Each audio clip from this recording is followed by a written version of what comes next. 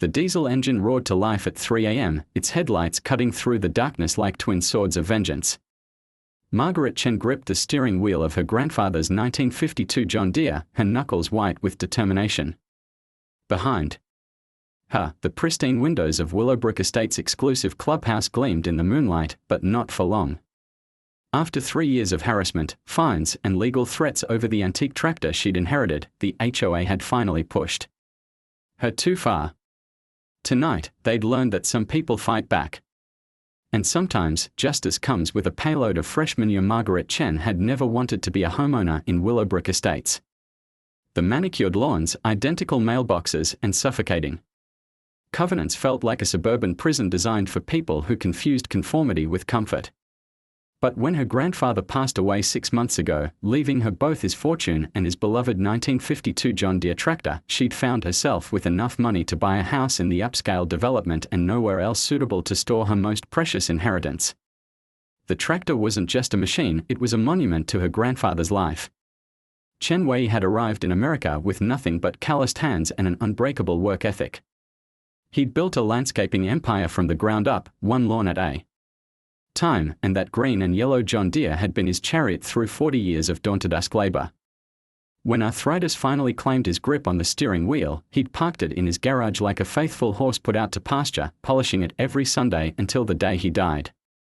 Margaret had promised him she'd keep it running, keep it beautiful, keep it alive. She just hadn't anticipated that promise would make her the most hated woman in Willowbrook Estates. The first letter from the Homeowners Association arrived on a Tuesday morning, printed on cream-colored letterhead with the kind of formal language that made simple requests sound like royal decrees. Margaret read it over her coffee, her engineering mind immediately cataloguing the legal loopholes and bureaucratic nonsense. Dear Mrs. Chen, it has come to the attention of the Willowbrook Estates HOA board that you are storing an unauthorized commercial vehicle on your property. According to Section 12.3 of the Community Covenants, no commercial vehicles, farm equipment, or industrial machinery may be stored on residential lots. You have 30 days to remove the aforementioned tractor or face disciplinary action. Sincerely, Victoria Hartwell, HOA President. Margaret had laughed, actually laughed, at the sheer audacity of it. She'd folded the letter neatly, walked to her garage, and spent the next hour polishing every chrome surface on her grandfather's tractor until it gleamed like a jewel. If Victoria Hartwell wanted a fight, she'd picked the wrong engineer's granddaughter. The next letter arrived 2 weeks later, more urgent in tone. Margaret responded by researching the HOA's own covenants, discovering that while they prohibited commercial vehicles, they'd never legally defined what constituted commercial use. Her grandfather's tractor was licensed as a historical vehicle, hadn't been used commercially in over a decade, and was stored entirely within her private garage. She fired back with a letter of her own, written in the same pompous legalese, explaining exactly why their complaint had no merit. Victoria Hartwell's response was swift and vicious. The third letter didn't just threaten removal, it threatened daily fines of $500 starting immediately, with the threat of placing a lien on Margaret's property if she didn't comply. The letter was hand-delivered by a smug man in a cheap suit, who lingered on her doorstep like he was serving a warrant. You can't be serious, Margaret had said, reading the letter while the man waited. Dead serious, Mrs. Hartwell doesn't make idle threats. He'd smiled like he was delivering Christmas presents instead of legal harassment.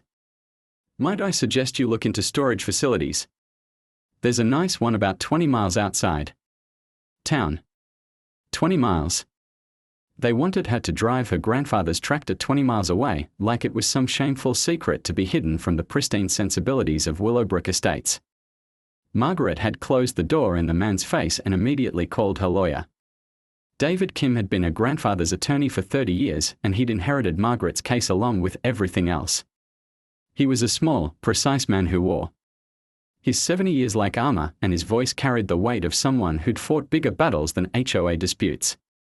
They are bullying you, he'd said after reviewing the letters. This is harassment, plain and simple. Your grandfather's tractor is legally stored, properly licensed, and completely within your rights to keep. Then why are they so confident they can force me to move it? David had sighed, the sound of a man who'd watched too many good people get ground down by bureaucracy. Because they have more money than you do, and they are betting you'll fold. rather than fight. It's a war of attrition, Margaret. They'll fine you, sue you, and make your life miserable until you give up. But Margaret Chen didn't give up. She'd inherited more than just her grandfather's tractor, she'd inherited his spine. The fines started the next Monday. $500 a day, accumulating like interest on a debt she didn't owe. Margaret paid them, grimly, while her lawyer filed injunctions and appeals. The HOA responded by escalating their tactics. They hired a private investigator to document the commercial vehicle on her property. They sent code enforcement officers to measure the tractor's dimensions and photograph it from every angle. They even tried to have the fire department declare it a safety hazard. Meanwhile, Margaret's neighbors began to take sides. The Johnsons from next door stopped waving.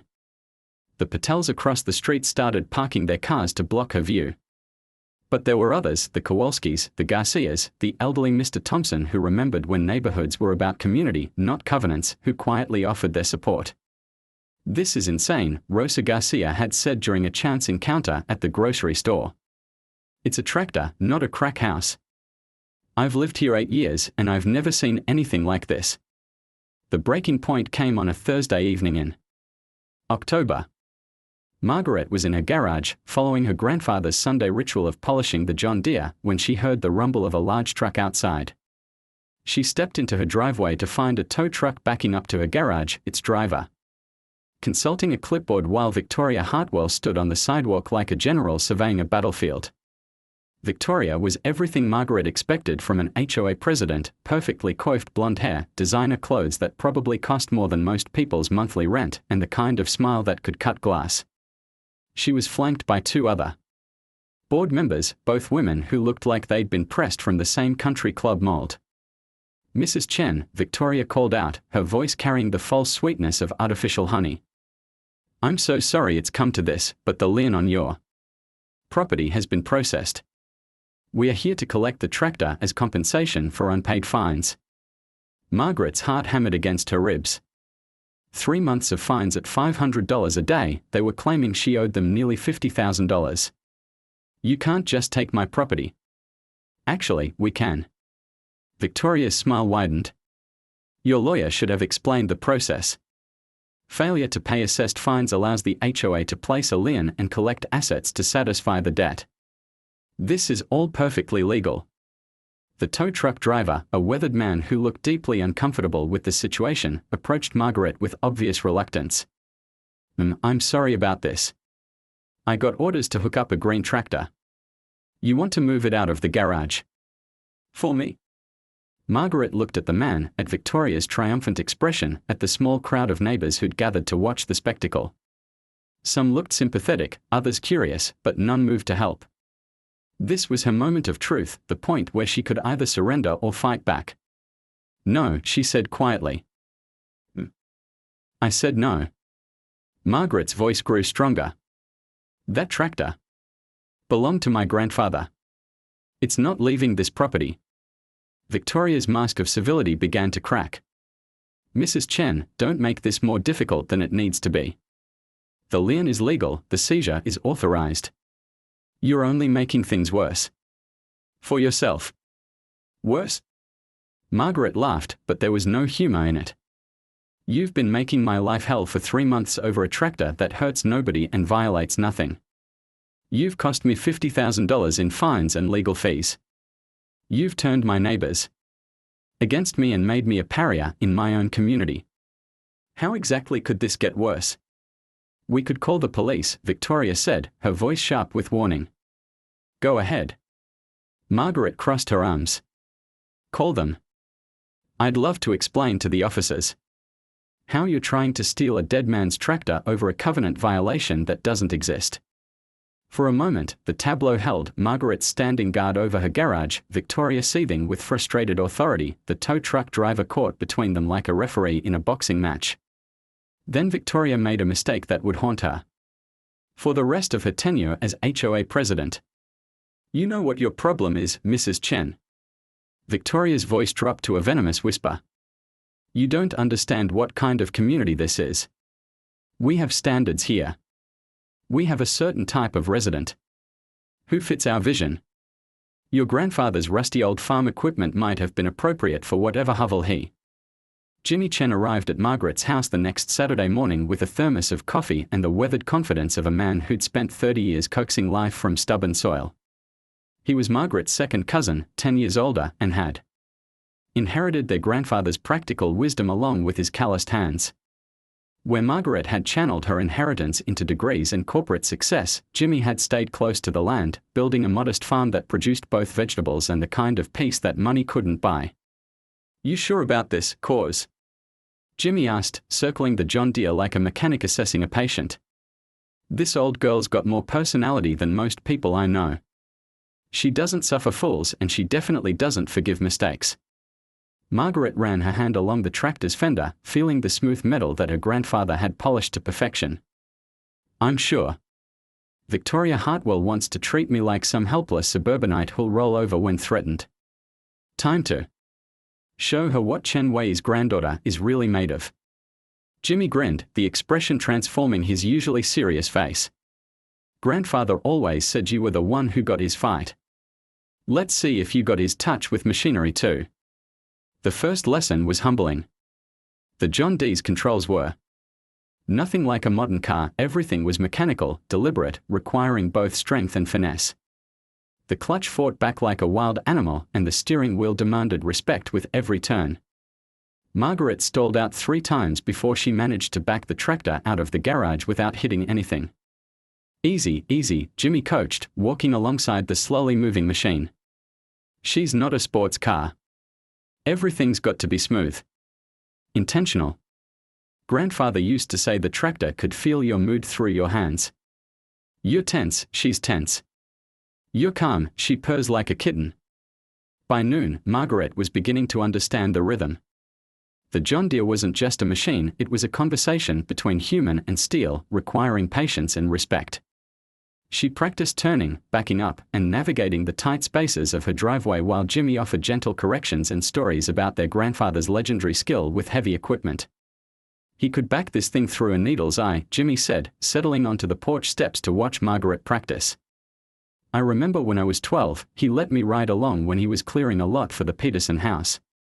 Had to thread between 2 oak trees with maybe 6 inches clearance on each side. Never even scraped the bark. Margaret was just beginning to feel confident when her phone buzzed with an incoming call.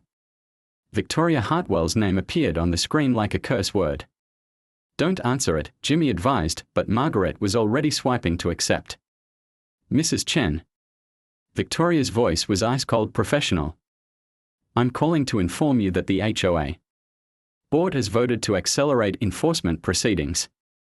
Since you've chosen to obstruct our lawful seizure of the unauthorized vehicle, we are pursuing criminal charges for interference with a civil judgment. Margaret felt her blood pressure spike. What criminal charges? I prevented you from stealing my property. The lien gives us legal right to that equipment. By preventing its removal, you've committed obstruction of justice. I've already spoken to Detective Morrison at the Sheriff's Department. He'll be in touch. The line went dead. Margaret stared at her phone, feeling like she'd been punched in the stomach. They were actually trying to have her arrested. What's wrong? Jimmy asked, reading her expression. They are pressing criminal charges. Obstruction of justice. Margaret's voice was hollow. Jimmy, what if I go to jail over this? Her cousin was quiet for a long moment, studying the tractor with the same intensity their grandfather had shown when diagnosing mechanical problems. You know what grandfather would say right now? What? He'd say that bullies only understand one language, and it's not the language of lawyers and courts and proper procedures. Sometimes you have to speak to them in terms they can't ignore. Margaret looked at the John Deere, seeing it with new eyes. It wasn't just her grandfather's legacy, it was his weapon. 40 years of daunted labor, building something from nothing, defending his family's place in a world that didn't always welcome them. Chen Wei had fought his battles one lawn at a time, but he'd never backed down from a fight. Teach me. Everything, she said suddenly. Not just how to drive it, everything. How to maintain it, how to fix it, how to make it do things it wasn't designed to do. Jimmy's eyebrows rose. That's a tall order, cause.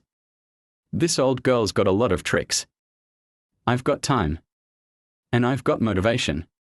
The next 2 weeks became Margaret's crash course in heavy machinery. Jimmy arrived every morning at 7, bringing tools and knowledge accumulated over decades of farm work. Margaret learned to change oil, replace hydraulic fluid, and troubleshoot the temperamental electrical system. She discovered that the John D's power takeoff could run attachments, that its hydraulic system could lift surprising weights, and that its low gear torque could move objects that seemed immovable. More importantly, she learned to think like the machine. Every control had a purpose, every sound carried information, and every vibration told a story about what was happening beneath the hood. The tractor became an extension of her will, responding to her touch with the same faithfulness it had shown her grandfather. Meanwhile, the HOA's harassment campaign escalated. Detective Morrison turned out to be a reasonable man who quickly determined that no crime had been committed, but Victoria wasn't deterred. She hired a private security company to patrol the neighborhood, ostensibly for community safety, but actually to document Margaret's every move. She also began organizing the other residents, hosting coffee mornings and wine tastings where she painted Margaret as a dangerous radical who threatened their property values. "She's got people scared," Rosa Garcia confided during a chance encounter at the post office. "Making it sound like you're some kind of criminal because you won't give up your grandfather's tractor. It's disgusting." Margaret was practicing three-point turns in her driveway when she noticed the small crowd gathering across the street. Victoria stood at the center, gesturing toward Margaret's house while a dozen neighbors listened intently. Margaret couldn't hear the words, but she could read the body language. Victoria was building an army. "Ignore them," Jimmy advised, but Margaret was already shutting off the engine. She walked across the street with deliberate calm, her work boots clicking on the asphalt. The crowd parted as she approached, some neighbors looking embarrassed, others defiant. "Mrs. Chen," Victoria said, her voice dripping with false pleasantness. "How nice of you to join us. I was just explaining to our neighbors about the ongoing situation with your vehicle." "You mean my grandfather's tractor?" Margaret said evenly. "The one that's legally stored on my property and bothers absolutely no one." "Well, that's a matter of perspective, isn't it?" Victoria's smile was sharp as a blade. "Some of us believe that property values and community standards matter more than individual attachments." Margaret felt the familiar burn of anger in her chest, but she kept her voice level. "What exactly are you afraid of, Victoria?" "That people might remember this neighborhood used to be farmland. That not everyone here bought their success with Daddy's money." The crowd shifted uncomfortably. Victoria's face flushed red, but she maintained her composure. "I'm simply trying to protect what we've all worked to build here. This is a premier community, and we have certain expectations." "Expectations like what?" Margaret interrupted. "That people with names like Chen should know their place. That immigrants' children should be grateful for whatever scraps of acceptance you throw them." "That's not what this is about," Victoria snapped, her mask finally slipping. "This is about following the rules, about respecting the community covenant that we all signed." Margaret looked around at the faces surrounding her. Some showed sympathy, others uncertainty, but she could see the fear in their eyes, fear of conflict, fear of standing out, fear of being Victoria's next target. "You're right," she said quietly. "This is about respect. My grandfather came to this country with nothing but determination and dignity. He built a business that employed dozens of people and beautified hundreds of properties. He earned his place in this community through 40 years of honest work. And now you want to erase him because his tractor doesn't fit your suburban fantasy." Margaret turned to address the crowd directly. "You all know what's happening here. Victoria's not protecting property values, she's protecting her own sense of superiority. She's making an example of me to show everyone what happens when you don't bow to her authority." "That's enough," Victoria said, her voice rising. "You're disrupting a private conversation on a public street," Margaret countered. "Which is exactly what you intended. You want everyone to see how you deal with people who don't fall in line." The crowd began to disperse, neighbors drifting back to their houses with uncomfortable expressions. Victoria was left standing alone. her carefully constructed authority crumbling around her. "This isn't over," she said, echoing her words from weeks earlier. "You have no idea what you're dealing with." Margaret smiled, but it wasn't a pleasant expression. "Actually, I think I'm beginning to understand exactly what I'm dealing with. The question is whether you understand what you are." The morning air was crisp with autumn promise as Margaret guided the John Deere through the winding streets of Willowbrook Estates. At 8:15 a.m., the neighborhood was caught in that perfect suburban moment, garage doors opening to reveal luxury. Cars, joggers maintaining their morning routines, and the soft hum of automatic sprinkler systems maintaining perfect lawns. Margaret's tractor rumbled through this pristine tableau like a green and yellow anachronism, its diesel engine announcing her presence to anyone within a half-mile radius. She'd chosen her route carefully. The back roads of the development would take her past the tennis courts and the playground, around the artificial lake with its decorative fountain, and finally to the clubhouse that served as the crown jewel of Willowbrook Estates' amenities. The building was Victoria's pride and joy, a soaring glass and timber structure that had cost the HOA nearly $2 million and featured everything from a full commercial kitchen to a wine cellar stocked with bottles that cost more than most people's car payments. Jimmy followed behind in his pickup truck, hazard lights flashing, playing the role of escort vehicle while maintaining plausible deniability. Margaret had insisted he stay back. This was her fight, her choice, her consequences to bear. But Jimmy was family, and family didn't let family face the storm alone. The first sign of trouble came at the intersection of Maple Lane and Willowbrook Drive.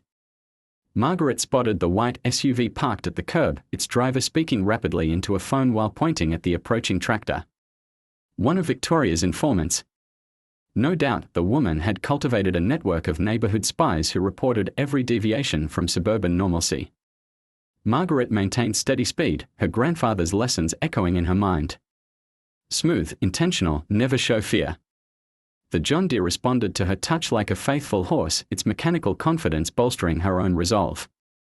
She'd practiced this route a dozen times in her head, visualizing every turn, every potential obstacle, every contingency.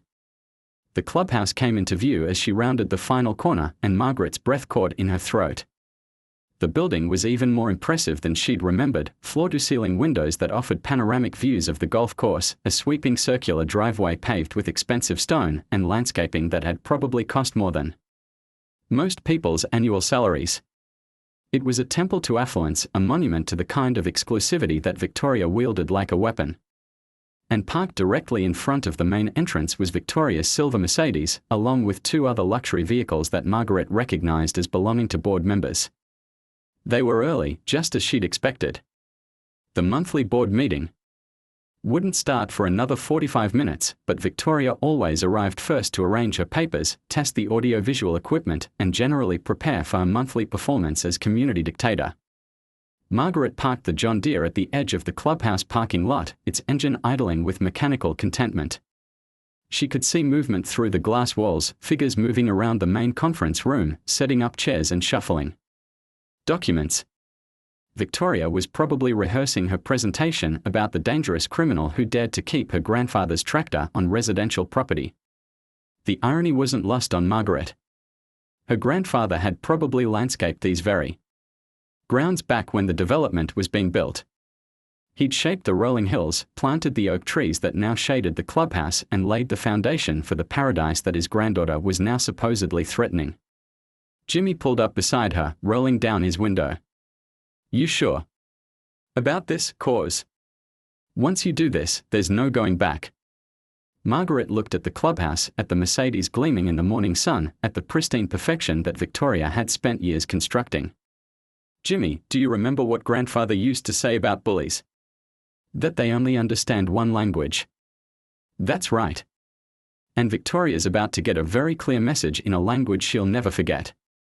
Margaret climbed down from the tractor and walked to the rear bin, where 20 bags of composted manure waited like ammunition in an artillery piece. The smell was earthy and organic, not unpleasant, but definitely noticeable. She'd chosen her payload carefully, fresh enough to make an impact, but composted enough to avoid being classified as hazardous waste. Even in revenge, Margaret remained an engineer. The hydraulic system that Jimmy had demonstrated was beautifully simple. A lever near the driver's seat controlled the rear bin's angle, allowing for precise dumping of whatever cargo the tractor carried. Grandfather had used it to deposit mulch and soil across hundreds of properties, always with surgical precision. Today, Margaret would use it to make a deposit of her own. She climbed back into the driver's seat and checked her watch, 8:35 a.m. The board meeting would start in 25 minutes, which meant Victoria would soon be transitioning from setup to a pre-meeting ritual of standing at the windows, surveying her domain like a general reviewing troops. Margaret needed to be in position when that happened. The John Deere rumbled to life, and Margaret guided it toward the clubhouse with deliberate care. The circular driveway was designed for elegant arrivals, wedding parties, charity galas, the kind of events where people paid thousands of dollars to pretend they were more important than they actually were. It wasn't designed for farm equipment, but the John Deere navigated it with surprising grace. Margaret positioned the tractor directly in front of the main entrance, its rear bin aligned with the wide steps that led to the clubhouse's impressive double doors. Through the floor-to-ceiling windows, she could see the board members more clearly now. Victoria stood at the head of the conference table, gesturing animatedly while her colleagues nodded in agreement. They were probably discussing the emergency court order, strategizing about how to finally rid themselves of the troublesome Mrs. Chen and her offensive tractor. The moment of truth arrived when Victoria walked to the windows, coffee cup in hand, and spotted the John Deere parked directly outside. Margaret watched the woman's face change from casual observation to confused recognition to dawning horror. Victoria's coffee cup slipped from her fingers, shattering on the expensive hardwood floor. Margaret smiled and waved. Victoria's mouth opened in what was probably a scream, but the soundproofing in the clubhouse was excellent. She began gesturing frantically to the other board members, pointing at the tractor while her face flushed red with rage. Margaret could read her lips well enough to catch the general sentiment, "Get that thing away from here." But Margaret wasn't finished. She'd driven here for a purpose, and she intended to fulfill it completely. She reached for the hydraulic lever, feeling the weight of 3 months' worth of harassment, legal threats, and racist condescension flowing through her arm. This was for a grandfather, for every immigrant who'd been told they didn't belong, for every person who'd been bullied by petty tyrants wielding homeowner association bylaws like weapons. The rear bin began to rise, its hydraulic arms lifting the payload with mechanical precision. Through the windows, Margaret could see Victoria screaming at her colleagues, probably demanding they call the police, the sheriff, the National Guard, anyone who could stop what was about to happen. But it was too late for phone calls. The bin reached its optimal angle, and Margaret released the hydraulic lock. 20 bags of composted manure tumbled from the rear of the tractor, cascading down the clubhouse steps like an organic waterfall. The bags split open on impact, spreading their contents across the expensive stonework in a brown, aromatic carpet that would take hours to clean and weeks to stop smelling. Margaret sat in the driver's seat, watching Victoria's face through the windows as the full scope of what had just happened sank in. The HOA president's expression cycled through disbelief, rage, and something that might have been respect. This wasn't the action of a helpless suburbanite who could be intimidated into submission. This was the response of Chen Wei's granddaughter, a woman who'd inherited more than just a tractor. The other board members were frantically making phone calls, but Margaret felt oddly calm. She'd crossed a line that couldn't be uncrossed, committed an act that would have consequences she couldn't fully predict. But for the first time in months, she felt like herself again, not a victim, not a supplicant begging for mercy, but a woman who'd chosen to fight back against injustice in the most direct way possible. Jimmy's pickup truck pulled up beside her, and her cousin rolled down his window with a mixture of admiration and concern. "Well, cause, you definitely got their attention." Margaret laughed, the sound carrying across the parking lot like a battle cry. "I suppose I did." The sound of approaching sirens began to echo through the morning air, but Margaret felt no urgency to flee. She'd made her statement, delivered her message, and transformed the pristine clubhouse into a monument to the consequences of unchecked authority. Whatever happened next, Victoria Hartwell would never again underestimate the quiet woman who'd inherited her grandfather's tractor. Through the windows, Margaret could see Victoria screaming into her phone, probably demanding that Margaret be arrested, sued, and prosecuted to the fullest extent of the law. But Margaret also noticed something else. Several board members were looking at Victoria with expressions of doubt. The Willowbrook County Police Station smelled like disinfectant and broken dreams, its fluorescent lights casting everything in a harsh, unforgiving glare. Margaret sat in interview room 2, her hands folded calmly on the metal table while Detective Sarah Chen, no relation, despite the shared surname, reviewed the incident report with the weary expression of someone who'd seen too much human foolishness. Mrs. Chen, Detective Chen said, looking up from the paperwork, I have to say, in 15 years of police work, I've never seen anything quite like this. You drove a farm tractor to the most expensive building in Willowbrook Estates and dumped manure on the front steps. In broad daylight. While the HOA board was meeting inside. Margaret nodded. That's an accurate summary, Detective. And you're not denying any of it. Why would I? I'm not ashamed of what I did. Detective Chen leaned back in her chair, studying Margaret with curious eyes. Help me understand this. You're an engineer, right? College-educated, respectable job, no criminal record. What made you think this was a good idea? Margaret was quiet for a moment, considering how to explain 3 months of systematic harassment to someone who hadn't lived through it. Detective, have you ever been pushed so far that legal remedies felt like band-aids on a severed artery? I've seen people reach their breaking point, yes. Then you understand that sometimes the system fails people. Victoria Hartwell spent 3 months trying to steal my grandfather's tractor through legal manipulation and racial intimidation. She cost me $50,000 in fines for violations that didn't exist. She threatened my home, my livelihood, and my family's legacy. When someone declares war on you, eventually you have to decide whether to surrender or fight back. Detective Chen made notes on her pad. So you decided to fight back with agricultural waste. I decided to speak a language she'd understand. Victoria spent years using her position to intimidate people who couldn't fight back. Today she learned that not everyone will roll over when threatened. The interview was interrupted by a commotion.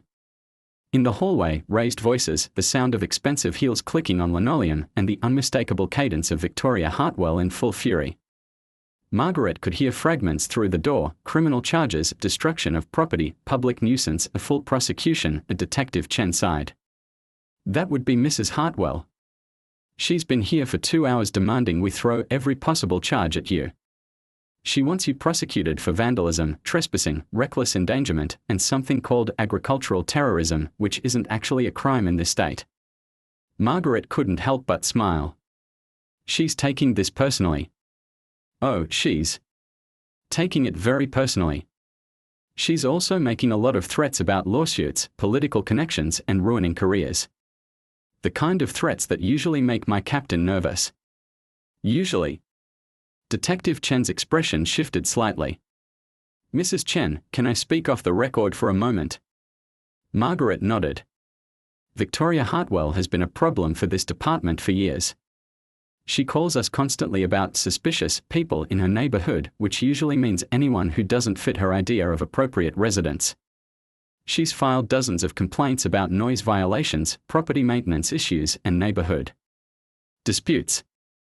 Most of them are bullshit, but she's got political connections, so we have to investigate. The detective leaned forward, lowering her voice. Last month, she called because a Hispanic family was having a birthday party in their backyard. Said it was a gang gathering. The family had lived there for 8 years without a single complaint. That's the kind of person we are dealing with. Margaret felt a spark of hope. So you understand why I did what I did. I understand why you were frustrated. But understanding and legally justifying are two different things.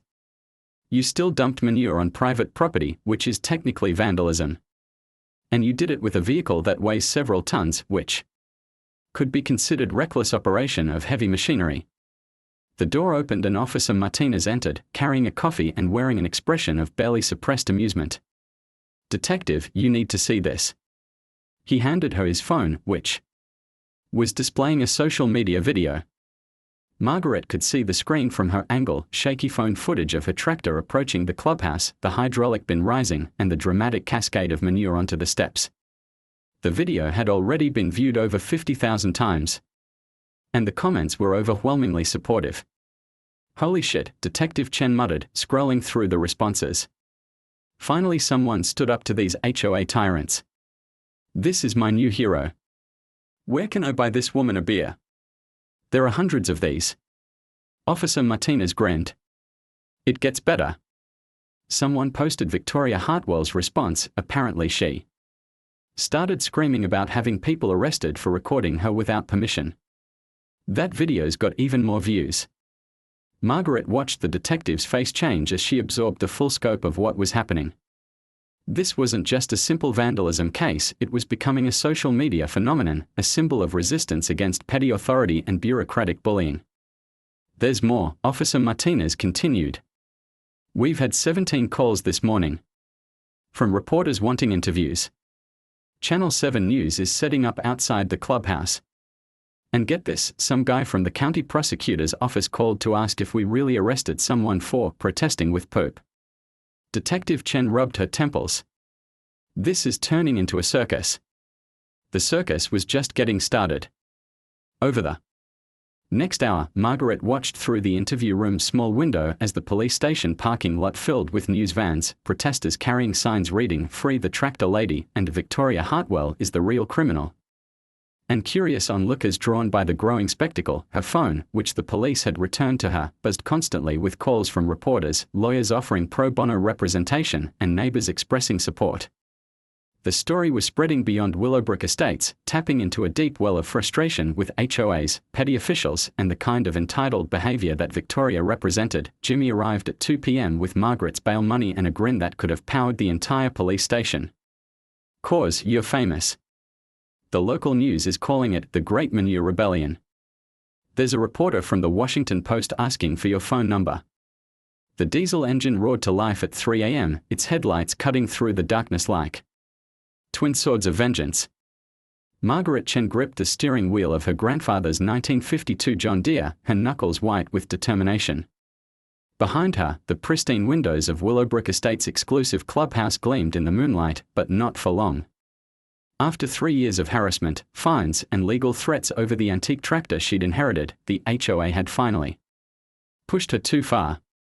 Tonight, they'd learned that some people fight back. And sometimes, justice comes with a payload of fresh manure and 60 years of unstoppable American steel.